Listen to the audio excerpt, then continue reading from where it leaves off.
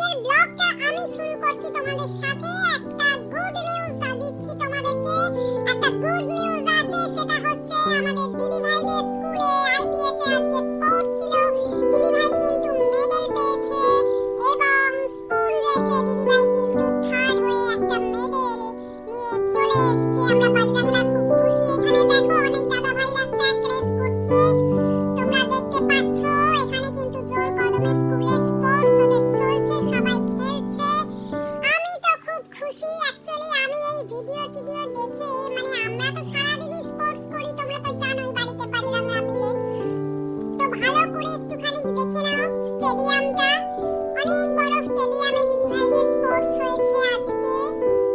শুনেছো তো দিদি ভাই মেডেল পেয়েছে। আর এইদিকে দেখো ছোট মামা কি করছে, দেখো আমি কিচ্ছু করিনি, আমি পপকর্ন বলছি, ও ওদিকে গোবলা ওকে জ্বালাচ্ছে আর ও সমানে আমাকে